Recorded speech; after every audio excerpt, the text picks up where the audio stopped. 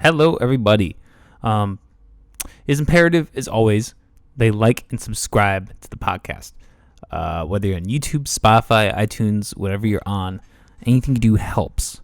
I'm sad to report, I was bragging about this in the last episode, and we actually lost 2 subscribers on YouTube. So I'm not at the 100 sub anymore on YouTube. So motherfucker, if you're not subscribed, that hurts me. That hurts me a lot. Go fuck yourself. No, I'm just kidding.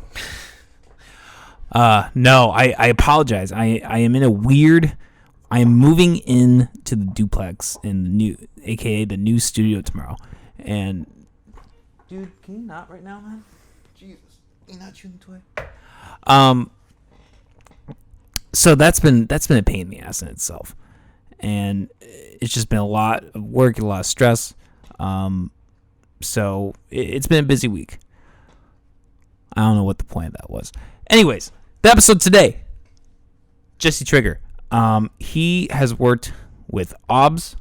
They did a mixtape together. I think it's just Aubs and Trig. Aubs and Trig is what it's called. It was like a 6-track album or 6-track EP. Notable singles were Screens, Bar None. Those are probably my favorite 2 off the project. But it was a really interesting conversation. This guy has a really interesting background. He has a lot of interesting things to say. I was really stunned and impressed by how much this man is able to fit in his head, keep in his brain. I think that's the main difference between like a podcaster and a rapper. Is podcasters just spew off and they don't remember shit, and rappers, they got it gridlocked. So without further ado, here's the episode.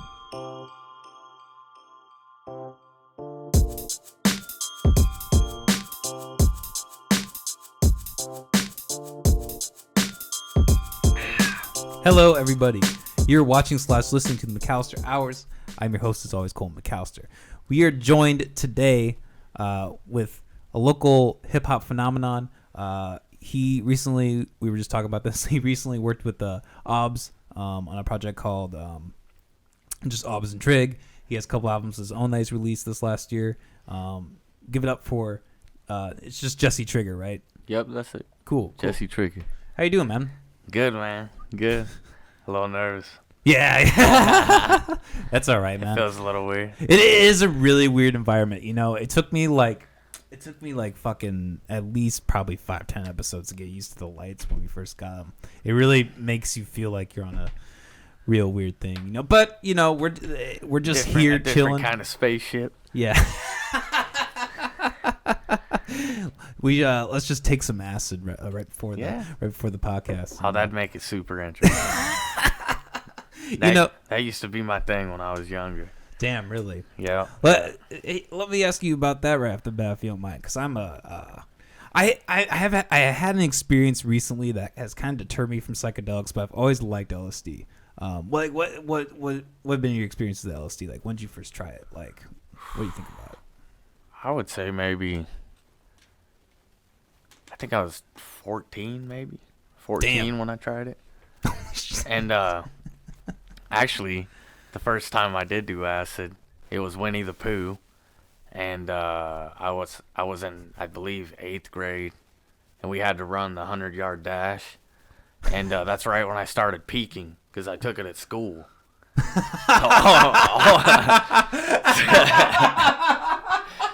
So all of my like classmates and buddies and stuff, they knew I was tripping, you know. So they're all going, "Hey, man, hey!"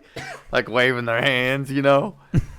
And I was just freaking out. And then right before I got to the end, when I looked back, I was smoking everybody. Like they're all like, "Yeah, go, go," you know. And I look back, and I'm just like flying. And then.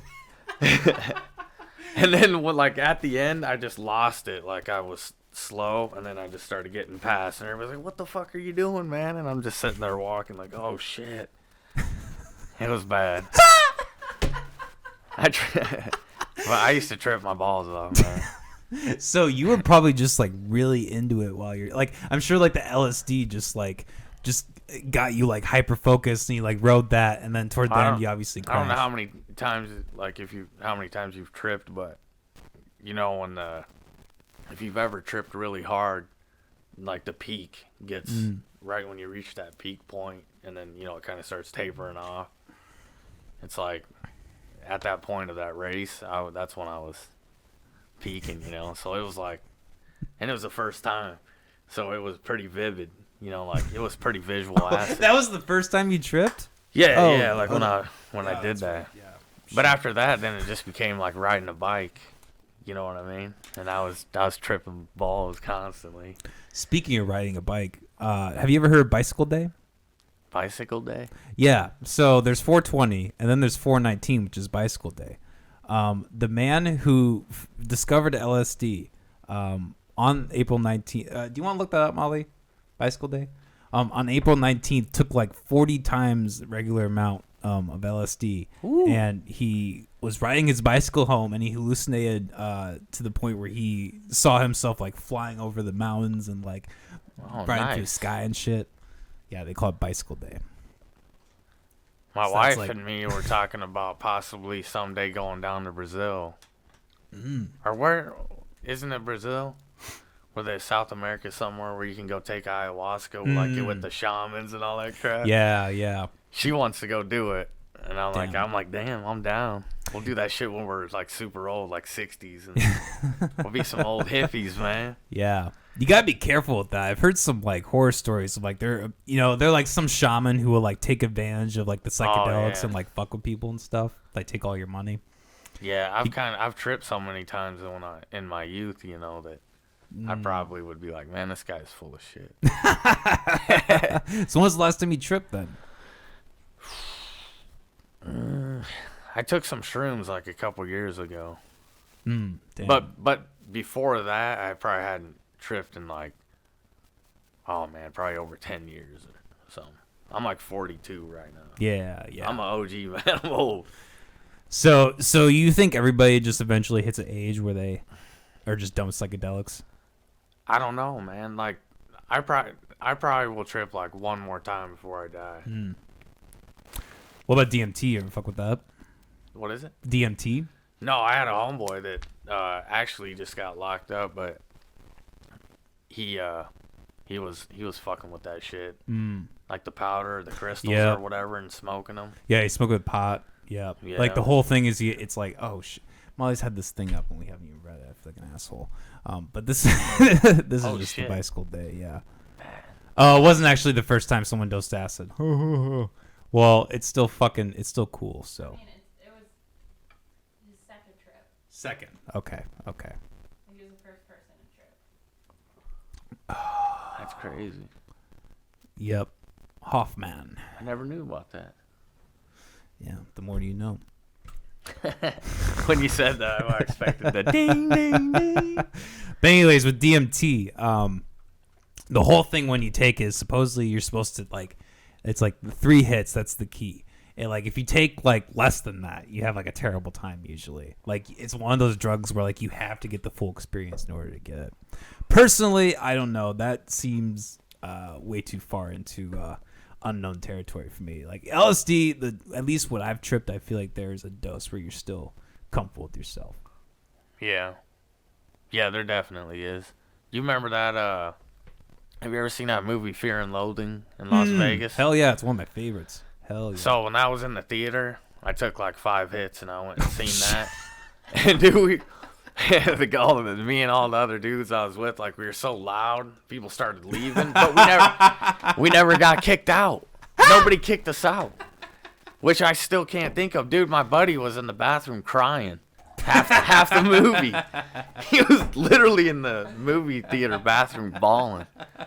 What, was the movie too real for him or something? Hey, he's a local. Hey, listen, he's a local MC here too. Oh, damn. He's a. Yeah, I'm not gonna drop his name though. My life's too much like Hunter S. Thompson. I need to get my shit together. I remember Aubs brought over this dude, Josh. I can't remember his last name. He does a lot of art stuff. Oh, okay. He lives here. Oh, like is he the RoboChart guy? He was like a runner dude or something. He's also like a school teacher or something. I'm not familiar. God dang, I don't want to dig through Instagram. I don't want to look on my Instagram during the podcast, but anyhow, that dude, they had tripped or something, and that dude was tired, and we had like a little studio session. I think Aubs actually had to be over here or something like that, like the next day, like after his birthday. Oh, he had to come like to the show? Yeah, I think so. It was either that or something. Oh, I'm sorry. It was either that or something else, and I just remember I said, "Yeah, man, I used to trip a lot, when I was younger and everything." And then Josh goes, "You're just a weird dude, then, huh?" And I was like, "Yeah, I kind of am." I'm just constantly tripping. Oh shit. So what was like your average? What was like your average dose? Like you said, like 5 tabs. Like that's like considered a heroic dose. Most I ever took was a 10 strip. Holy shit. And I took like when I seen that Fear and Loathing, you're supposed to double up if you take it the next day. So you take double what you take the day before. Yeah. For it to work the same. So I took 10 on no tolerance, but that 1.5 I took to see Fear and Loathing.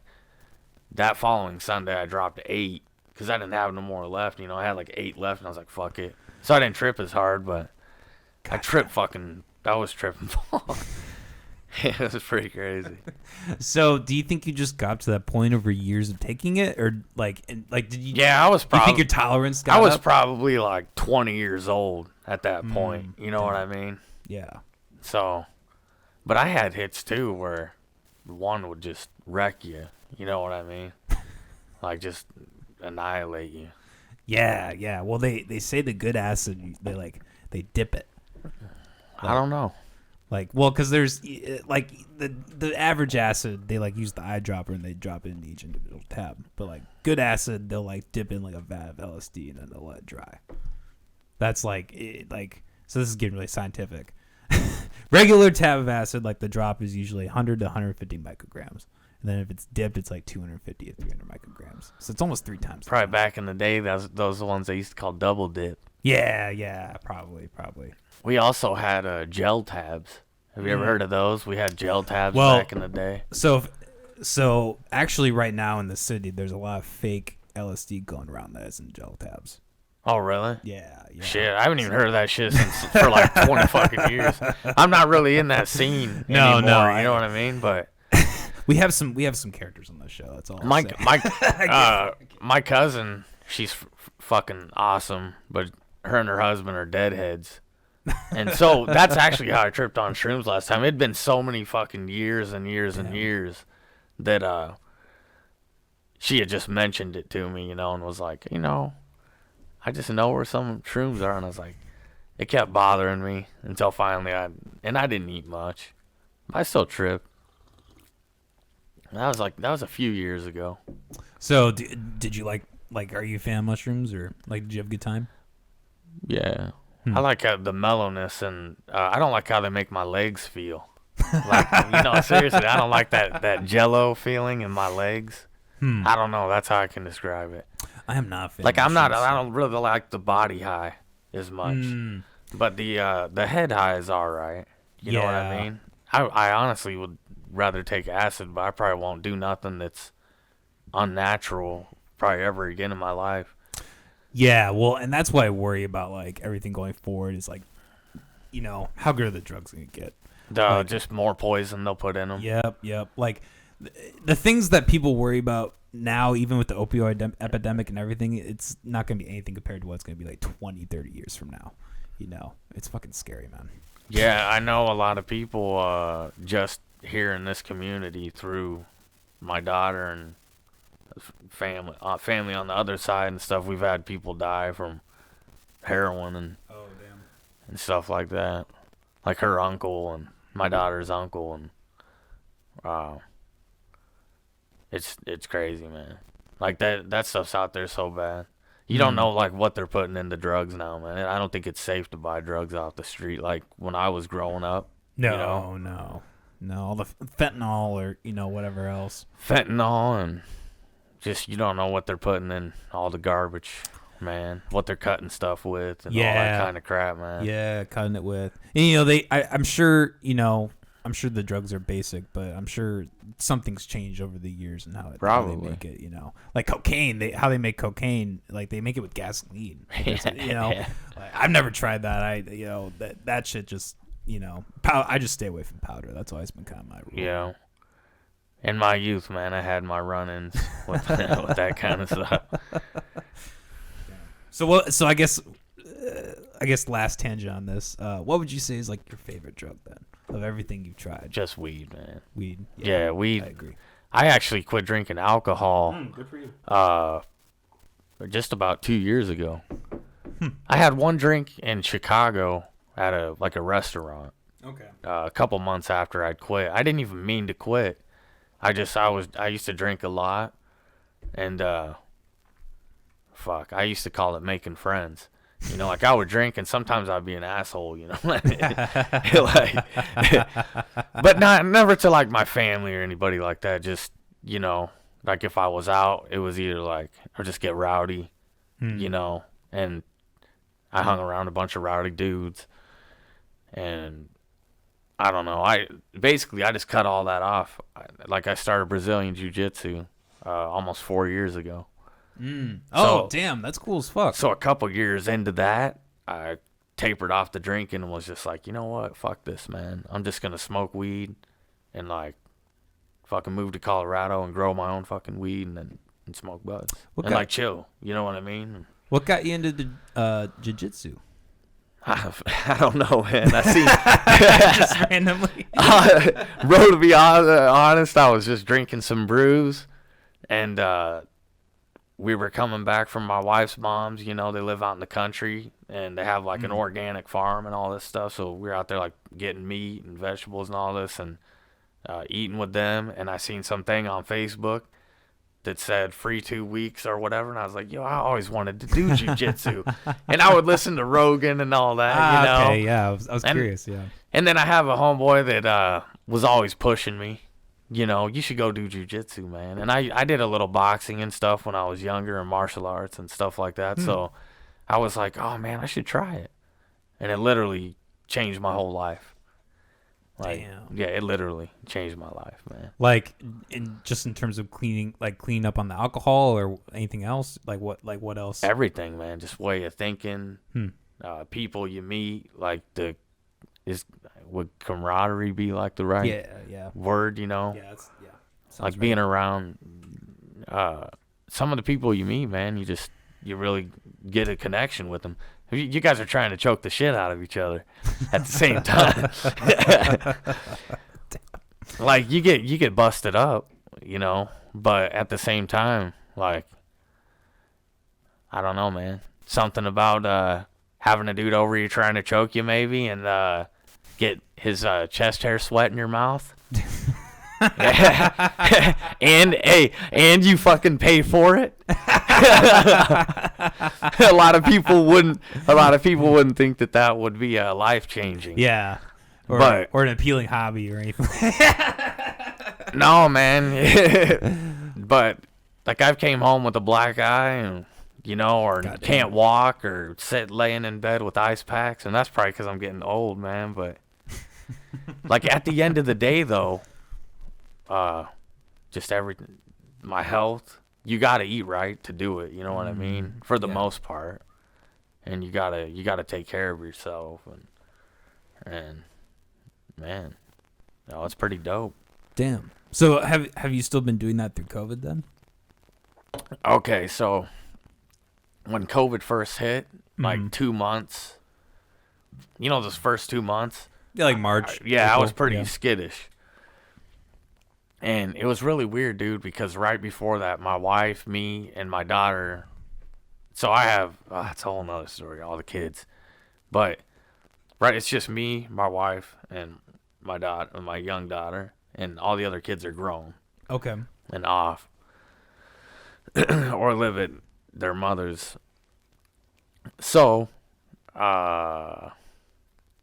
the first couple months, everybody was kind of skittish, I've never lived in a pandemic, so I'm like, well, what do I do? You know what I mean? So I'm not going.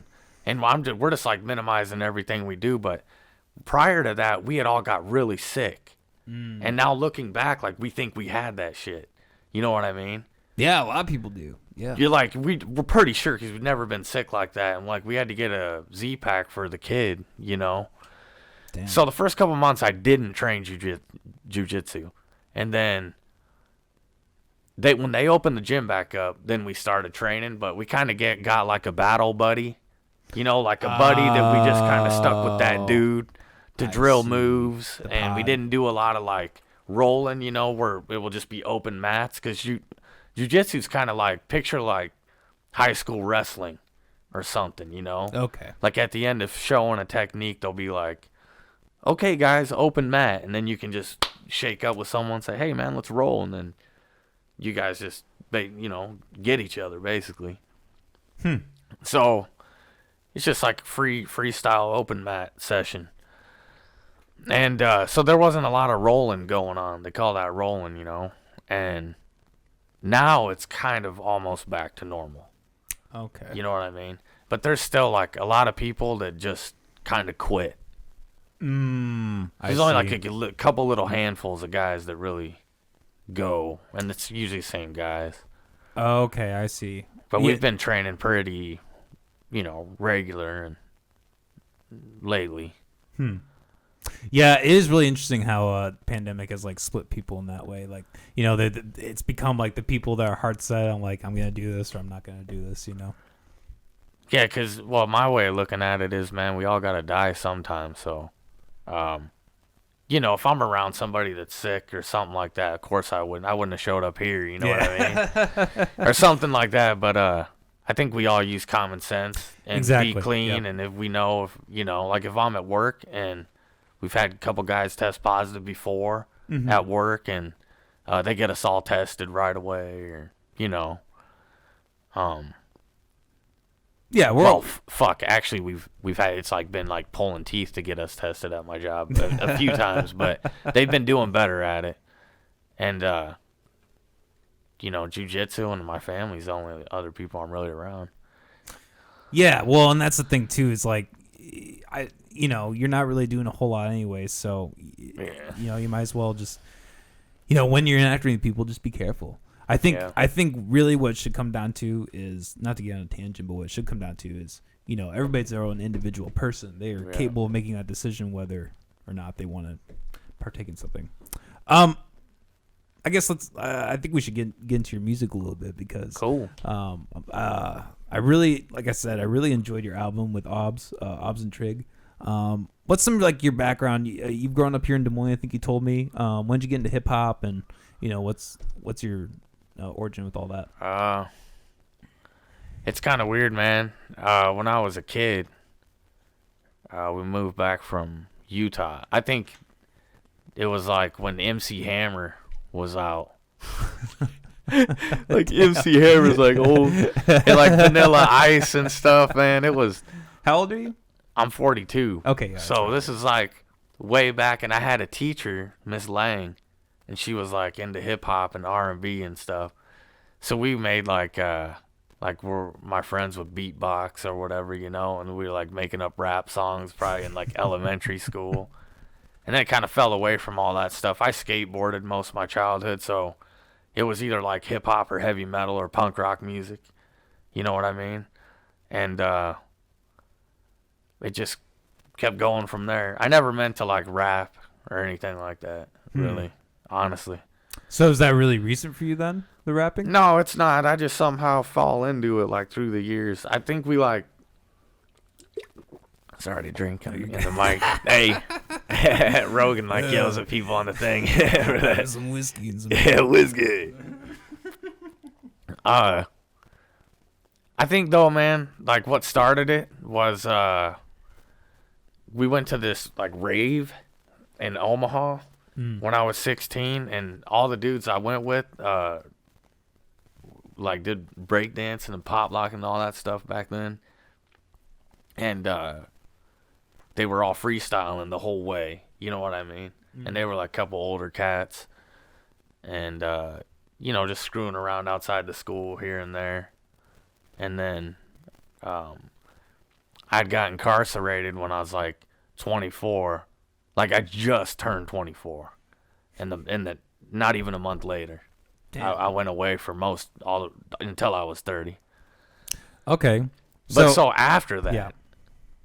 then like I had just bought a little gear right before I got locked up, and then after that, I met this girlfriend in Ames, and then met her brother, and they were doing music, and it's just kind of trickled its way up till now.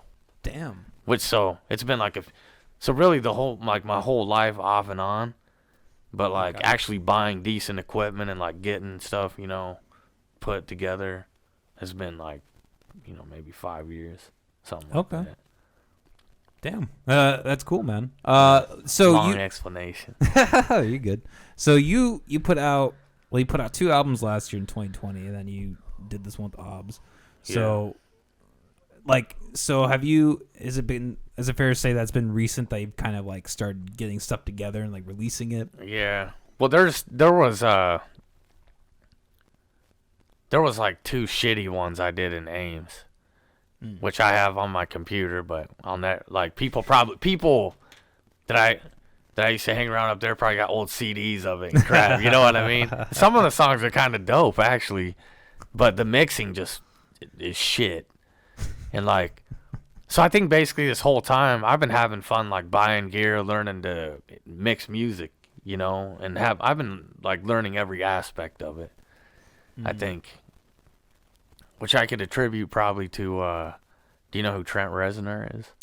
9 Inch Nails guy. I'm not really a huge 9 Inch Nails guy. No, me neither anymore. But back in the day, man, probably like in the acid days and stuff, I used to really get into that shit. And something I always liked about Trent Reznor was before people were doing a lot of music in computers, he was doing that, And 9 Inch Nails was like never a band. It was him making all of that. Okay, I guess. And then when he went on a tour, he would take like some guys and 9 Inch Nails.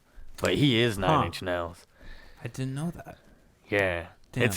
But that's a big inspiration. Like, I try to learn how to use this program or do that, this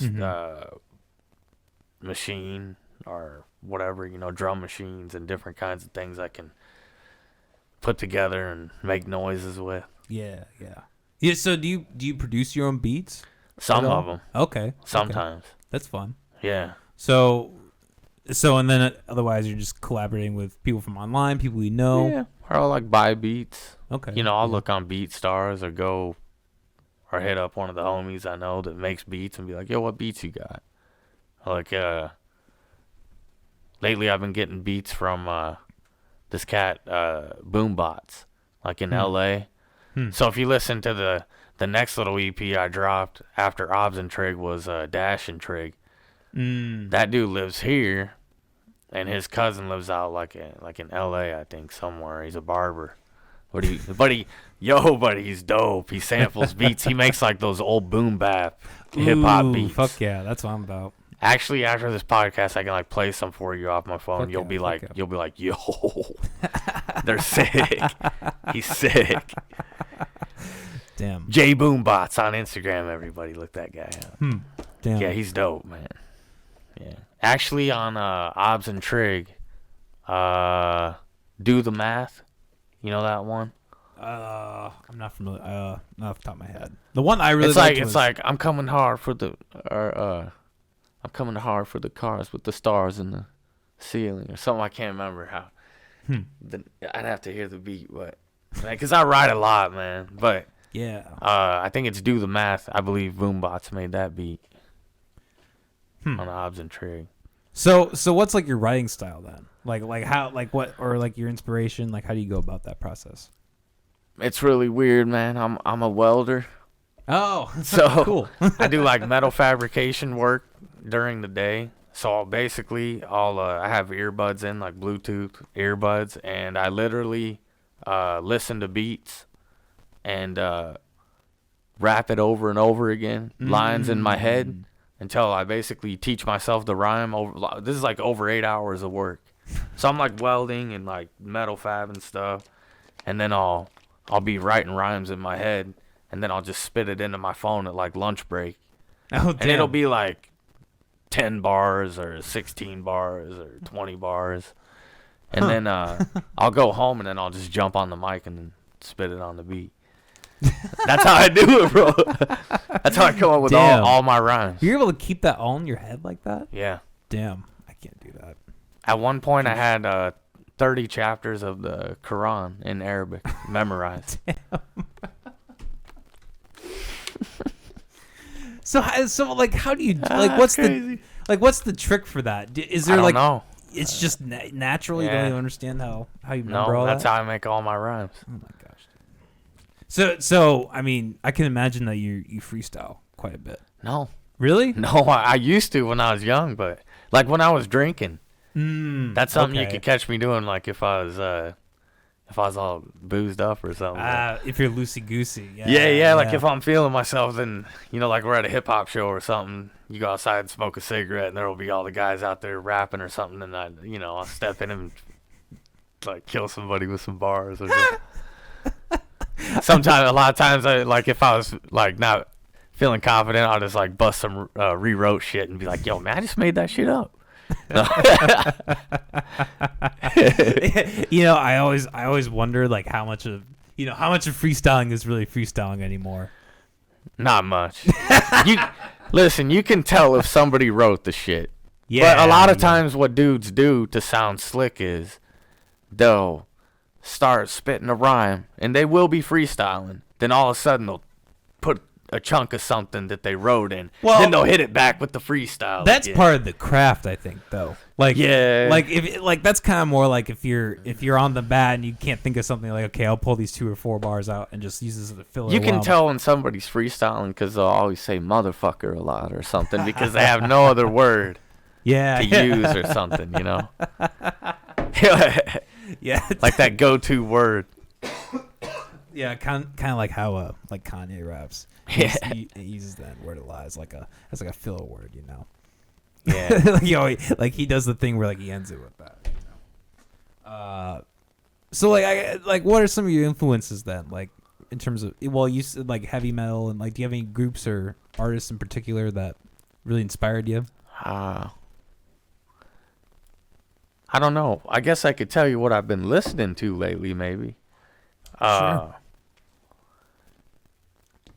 I like that last Ill Bill album. And I heard that new Jim Jones with Harry Fraud made all the beats today. I heard that. I'm not familiar with any of that. Yeah. There's so much hip hop out there, man. Yeah.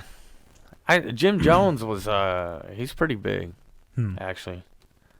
I feel like I'm in my own corner of the world when it comes to like music. Like I'm like I have my like select. What do you listen to? What do you listen to? Like Atmosphere or anything? I'm familiar with Atmosphere. My ex-wife actually really liked them. Really? Funny enough. Let's see. Denzel Curry. You know him? Yeah. Yeah. I've been listening quite a bit. That dude's dope. Yeah, he's about to release whatever the last album was. It actually might be. No, Unleashed maybe.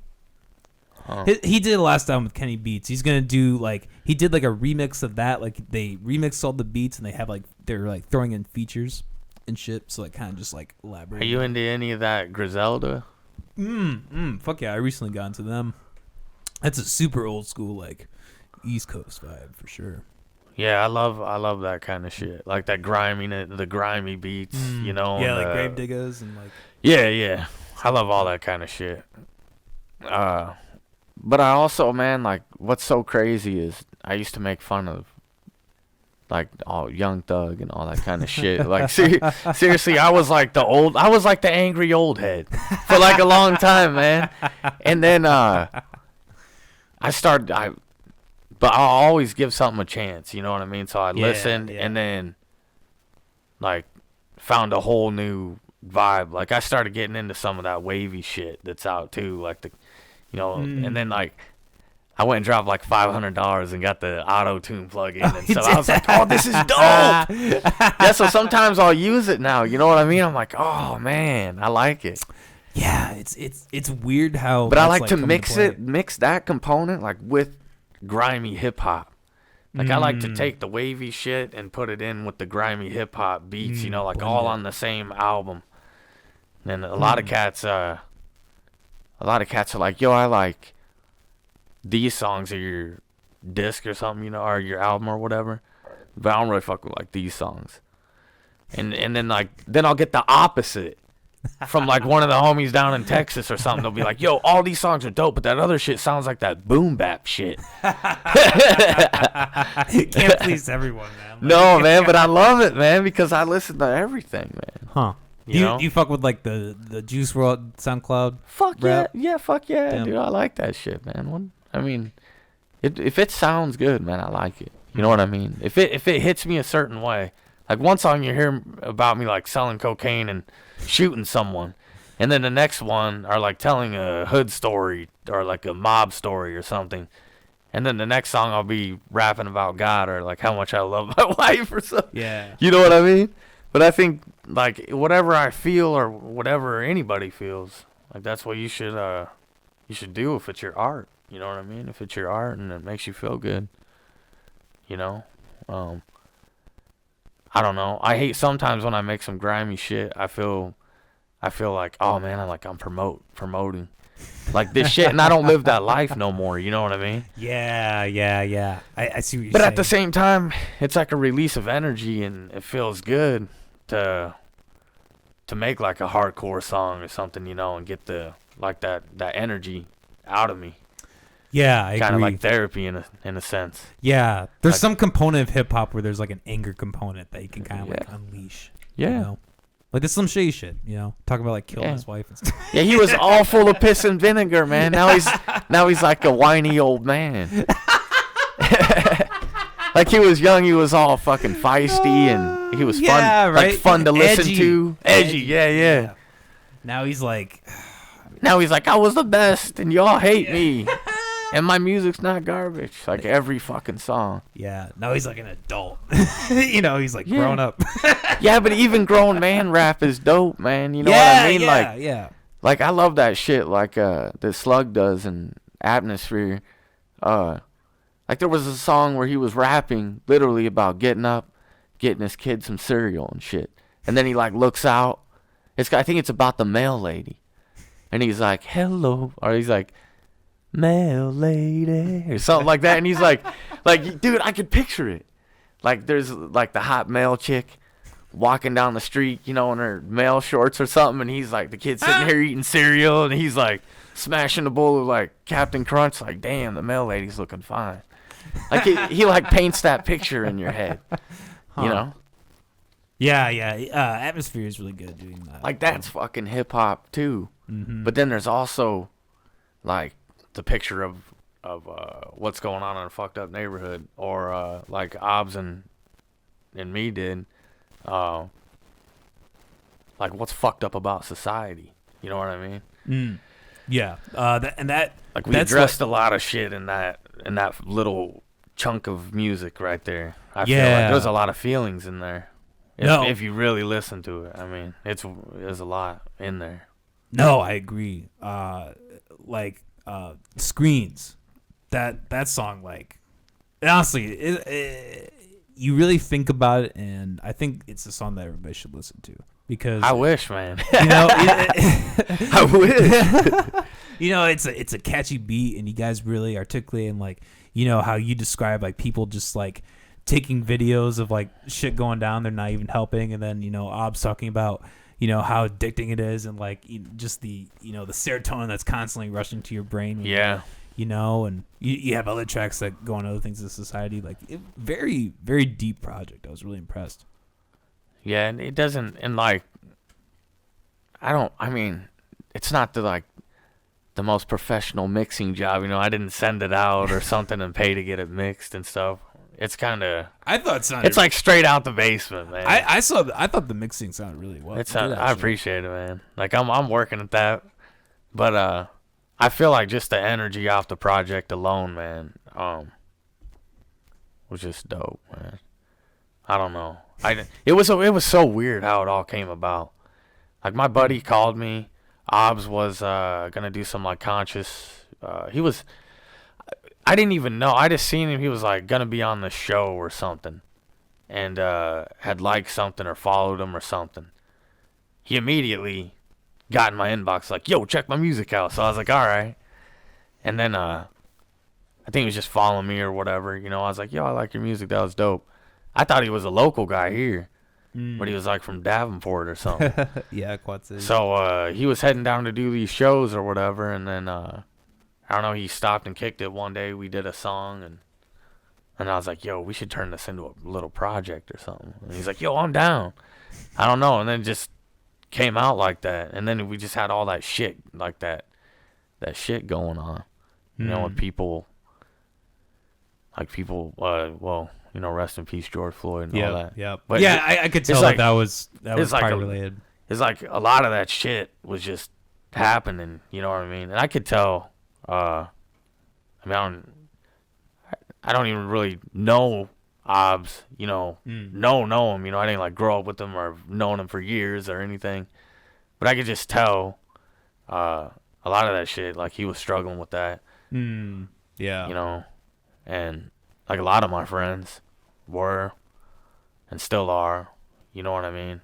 Yeah. It's a crazy, everything, it's existed for so long, man, and everything that's happening is just, it's fucking like a whirlwind, you know, the pandemic, and then you got like all the politics and the fucking just the uprising of racist bullshit and the fucking and the internet and the fucking that's what it's about, you know, the screens everywhere and everybody's fucking tuned into this, or they're dying from fucking drug overdoses in the big pharma, and it's like it's just like a tunnel of bullshit, you know.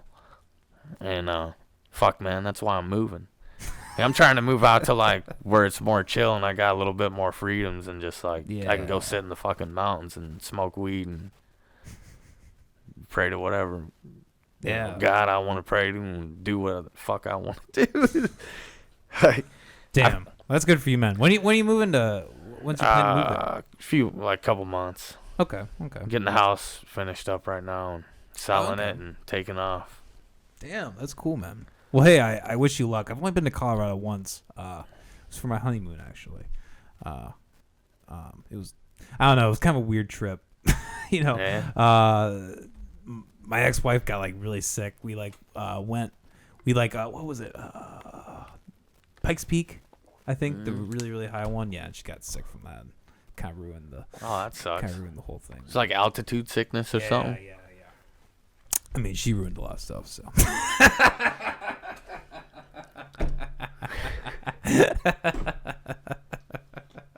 I'm a dick. But no, Aubs is he is probably one of the most intelligent people I've ever met. His perspective on everything, it's just so intelligent, and he's like one of the few people I've met who's like truly able to step back from any situation and like look at it in a way that's like open-minded and unbiased and intelligent. That dude's like, honestly, I feel like that guy's a genius. Yeah. Like, no shit, hands down. I'm just like, if you really listen to what he's saying, and I've pretty much heard everything that's out. You know what I mean? Yeah. I've like dug through all of his words. I got his book, and damn, I don't know, he's a genius. Like, I don't know what else to say, man. That dude's a genius. Well, and it was an honor to do those tracks with him. You know what I mean? I mean, dude's a good dude, man. Do you guys plan working any more in the future? Man, I hope so, man. He just sent me a verse for a track. I got a project that's already finished, basically. Okay. I was about to drop it. It was an EP, and then somehow it grew. Because I've probably been laying like a track every 2 days, probably. Damn. Like one song every 2 days, probably. Damn. So you're working hard. Like how many hours a day do you think you're doing this? Well, it's not really. It's mostly just in my head. Yeah. And then. So it takes me like 20 mintes to record something. You know what I mean? Like 20 or 30 minutes, because I know my workflow. So I'll just or like if I was making a beat or something, you know, it'd take like 20, 30 minutes or something, and then later I'll be listening to that beat. It just depends on whatever beat I got. And then I'll then I'll start writing, and But you're like consistently like doing this throughout the week. Yeah. I just don't know. I feel like it's only like little 20, 30-minute sessions or something.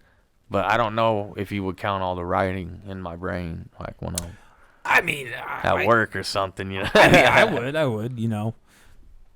I mean, otherwise comedians don't do shit, you know what I mean? So, I mean, at that rate, you could say it'd be like 24 hours a day because my brain's always going. What if I have like, not multi-personalities, but like like psychosis or whatever? Like something in schizo? my... Yeah, like a little channel that just keeps playing me lyrics, and then I'm like, yo, I got to write those down and spit them to this beat. Put on a tinfoil hat, just sends messages to just frantically writing down.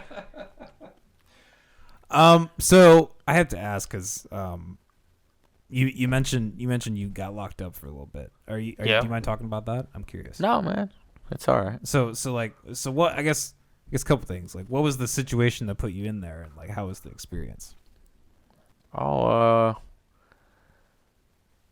the situation was, I was with a guy I knew for a few months or whatever, and I was over at his house basically, and I basically used to just stand around with a pistol.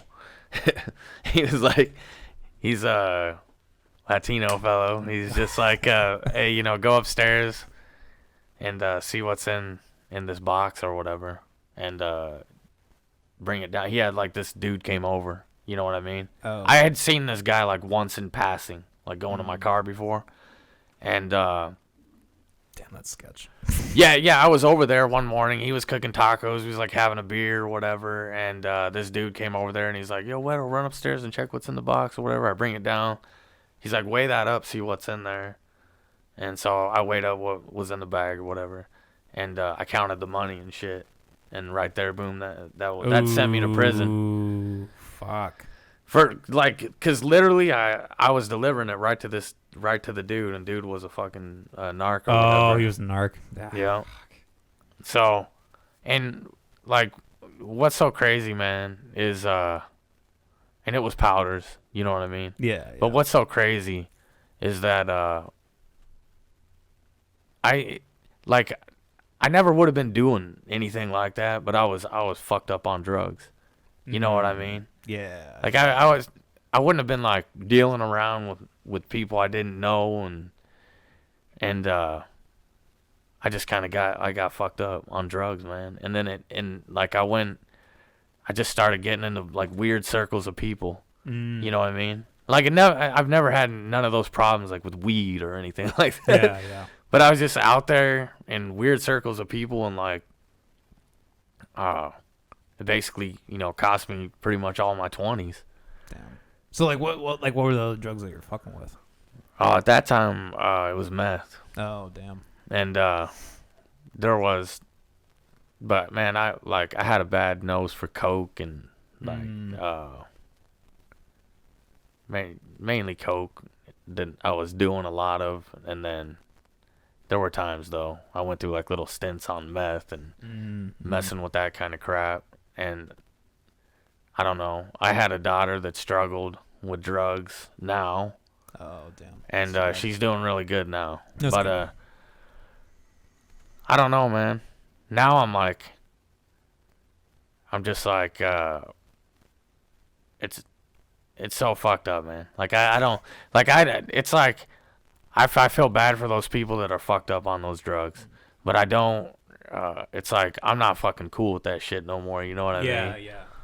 You gotta separate yourself. And sometimes I feel bad, like if I rap about kilos or something like that. But there's like when I was there were points in my life where like I was dealing with that shit. Yeah, it's you part know of your experience. Yeah, exactly. So like when I rap about it, like a lot of that shit is like situations I've been around or like witness friends go through at that time or shit like that. I don't make a lot of like shit up, but I might like twist the stories, like you know, yeah, you know what I mean. Everyone does that. Yeah. So, but as far as like living that type of lifestyle anymore, I don't. Shit, I'm just like the old guy, man. I'm just like like an OG man sits around and chills. I got a couple cats I hang out with, and that's about it. You know what I mean? Well, that's cool, man. So what about being in prison? Like, what was that experience like for you? How long did you do? Like 8 years, you said, or how long? I was at like 7 altogether. 7, okay. Yeah, so it was like 20. Like right when I was 24, I got home at the end of when I was 30. So I was like just about to turn 31, and then before that, I had like a year in a jail, like in some jails. You know what? I see. Because I was like getting in petty trouble, I see. through my like when I was 20 and 21, and did a little jail time and shit. But altogether, I think it was about 7 years of my life. And there's guys, man. My buddy just got out. He just did I think 18 straight. Holy shit. Yeah. For what? Coke and kidnapping.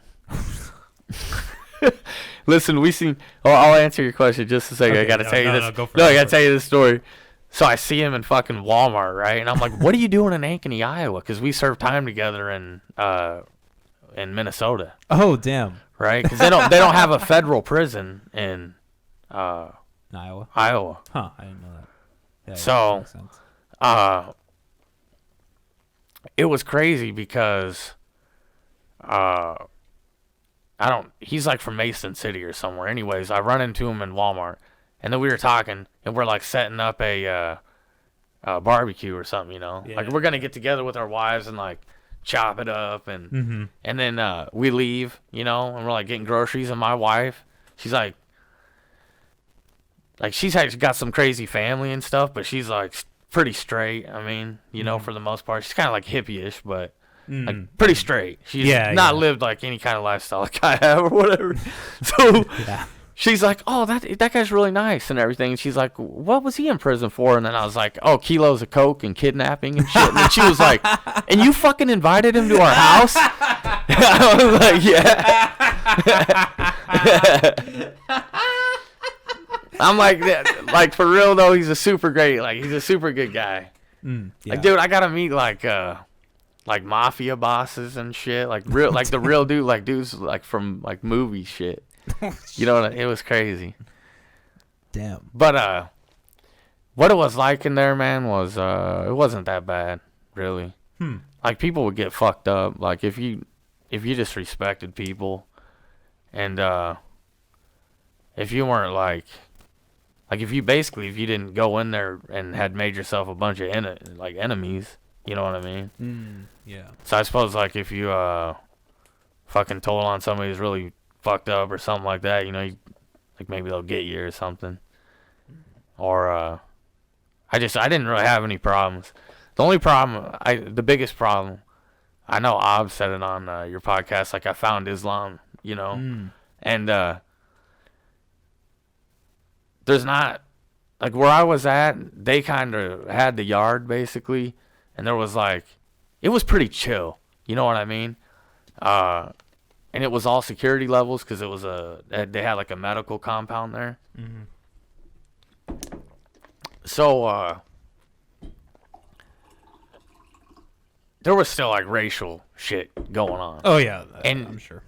there was only like, so out of like 800 guys, there's like one other white dude that's a Muslim there. And then there came like a Russian guy that was. So then there was like 2. And I'm like half native.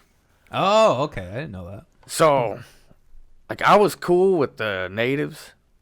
Like my dad they had seen pictures of all my uncles and everything like that. And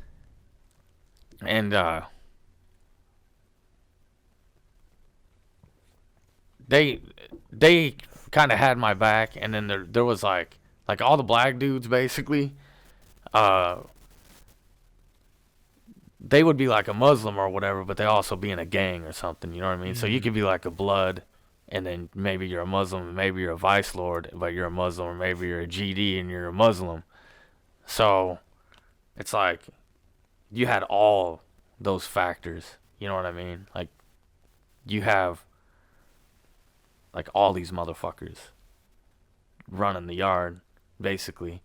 Now if like sometimes shit would break down. Like one time one of the Muslim guys, like a blood called a Muslim guy a bitch in a basketball game, and then that's like immediately a fight or something. You know what I mean? Yeah, 'Cause I've you, heard that's the deadly word. You can't let anybody call you like a rat, a bitch, or like a punk.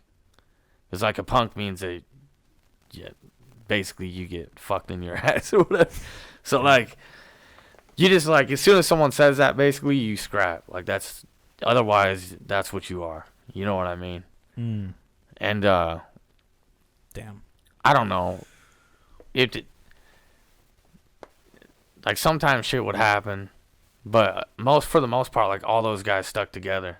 It's like I had some racist dudes like say something to me, you know, and it was kind of crazy, man. Like I had like 70 dudes literally like on the side of the yard, and there's like I was like walking the track with this like more like an Aryan gang, you know, guy. And he was like talking to me, and he's like, dude, like if we ran this joint, like we'd straighten you out basically. And I was just like, he's like, are you standing on this as a man? And I was like, yeah, that's what I'm standing on, man. Like, I don't know, it was pretty crazy. There was some like high, like tense situations, but like nothing ever got. Never like, escalated. No, it never really got out of hand with me, man. I was like super respectful to people, and for the most part, man, like everybody liked me. You know what I mean? I didn't have no problems. But there, like, you could see where guys like who would borrow shit off somebody. Like I almost got in a fight with the dude over 2 ramen noodles once. Because it's like, you owe me that shit. You know, and now I think back of that and I'm like, I literally was going to fucking hit this dude with a mop wringer because he was bigger than me. Like, I was going to wait till he was in his bunk and get the fucking mop wringer. Like, you know, crashing one. Because I told my cellies we're friends with him, and they ended up paying me the soups and then getting them from that dude later. Damn. But now I think back and I'm like that's fucked up, man. Like, you know, like you're going to cave someone's fucking face in for 2 ramen noodles. Well, I'm sure that environment, creates that kind of shit, Yeah, it does. So like, what'd you do to pass the time? I learned how to read Arabic. Yeah, that's right. Let's see. I learned quite a bit of Spanish. Like, I used to be better. Worked out a lot and read a lot of books, man. Just read tons of books. Yeah, that's what I've heard. I mean, the best thing to do is stay out of prison politics. Don't gamble with people. Don't borrow shit. And be respectful to people. But I basically became a man in there. You know what I mean? Because I feel like I was like a little rowdy, loudmouth, like punk kid. Damn. And that kind of whooped that shit out of me. You know? That's what a lot of these youngsters don't understand. Yeah. You know, I'm serious, man. Like, they think it's all fun and games, like making rap videos with the guns and like getting all crazy and but wait till the feds show up and then like put a fucking RICO act on you. Yeah. Or like some sort of like conspiracy charges or some crazy shit. You know? Yeah, get in some real trouble. Yeah. Yeah. Like, you can get like a delivery or fucking gun case or something like that. You're still gonna do like 5 years. And you know Lil Wayne, dude, that was his second time being caught with a pistol as a felon. Yeah. 2 fucking times, dude. If I got caught with a fucking pistol right now, I'd be in prison. Yeah. You know what I mean? Yeah, for real. Sometimes that kind of shit gets me hot. If you think about it, you know what I mean? Just wait, like, what part of it? Like, people acting like that? The fact you can't have a gun anymore? Or? Oh, no. Like, that dude can get hit twice. Oh, I see what you're saying. Because he has that celebrity status, he can't. Yeah, you get a celebrity, and then you get out of it. You got the millions, man. I guess so. Prison isn't great for anyone, and it's a shitty experience. But do you like? You said you became a man. Like, do you find any like I don't know, reconciliation with the fact that, like, do you think it like changed your life at all for the better in any sense? Man, so there's a Christian dude I work with, and he's a young kid, and he helps me at my job. He's like my helper, kind of. Okay. And he's taking over my position when I leave. But he's a good kid, and I was talking to him today, and I was like, you know how most people will be pissed off, like if somebody told on them or whatever, because there was this girl. So I guess how this narc guy came around was this girl was had been bringing him around, and she was being an informant or whatever. So I was telling this kid that I work with today, I go, man, a lot of people would fucking hate that person. You know what I mean? That person that got him in trouble, you know, why I had to spend these years or whatever. Yeah. You know? And I don't fucking hate that girl. I don't hate her. I'm not mad at her. And if anything, she saved my life. You know? And fuck, that could piss off a ton of people, you know, me just saying that. But I seen something with what is it? Freeway Rick Ross, you know, like the real Rick Ross. Do you know that guy? Yeah. The guy with the whole Coke story and all that, the Black Panthers and all the. One thing I seen on this interview with him, he said, they said, who do you blame for you going to prison and stuff like that and everything? And he goes, I blame myself. And then they were like, you know, like you don't expect him to say that, you know, like, oh, motherfuckers did this or that. And he's like, no, man, I blame myself. And he's like, being in that fucking game, there's going to be people out there telling on you. And there's going to be people doing, you know. Yeah, get your name out. There's going to be people doing all kinds of crooked shit. And he's like, who do you blame for that? You should blame yourself for putting yourself in that kind of situation. So if you go to prison for whatever it is or whatever fucking happens, like, you put yourself there. You know what I mean? Not all the time. I mean, granted, there's people that get arrested and are, you know, innocent or whatever. But Yeah. Well, shit, man. That's a good like that's probably the best conclusion you could probably have from spending time in prison. You know? That's what I feel like, man. Like, I feel like it. If anything, it fucking. I don't want to say it helped me because that sounds fucking crazy, but it probably did save my life. Really, I was doing bad shit that I shouldn't have been doing. You know. Well, hey, you're here today. Oh yeah. You're making music, doing all that. I think this is probably a good place to wrap up. That's cool, man. I mean, I kind of hate to end on the on the note of dun, about getting arrested, you know, going to prison and all that. Yeah, I'm sorry, man. I'm like long-winded as shit too. Oh no, I know you did just get off work. I feel really bad, but you know, I really wanted to get you in before you went to Colorado, and I you know, appreciate it, man. Busy with all this, so I'm really glad we could do this. Yeah, it was nice to meet you too, man. Yeah. It's an honor to be on here. Yeah, I've heard quite a bit from Aubs, and he definitely he was like, get Jesse Trigger on your show, so we had to make that happen. Man, I hope that you check out some more of my music and stuff like that. I got some pretty good shit coming out, man. Yeah. I meant to listen to that one thing you sent me. I'm just busy all the fucking time. So. Oh, you're all right, man. There's too much out there. Well, I guess before we sign off, is there anything else you wanted to mention or talk about, or you got any? I mean, you were kind of talking about your music, but maybe reiterate like what you got coming out. I got a project. I'm actually just trying to wrap up the mixes on right now. I keep nitpicking them, but I'm thinking it's gonna be called Ferocious Otis. Ooh, like that's. I like that. I like that. That's gonna be the name of it, but it's kind of all over the place. Yeah. I probably sound like a psycho on there because it's just so many different so many different moods on the project. There's like love songs, then like a song to God basically, then there'll be like some gangster shit, you know.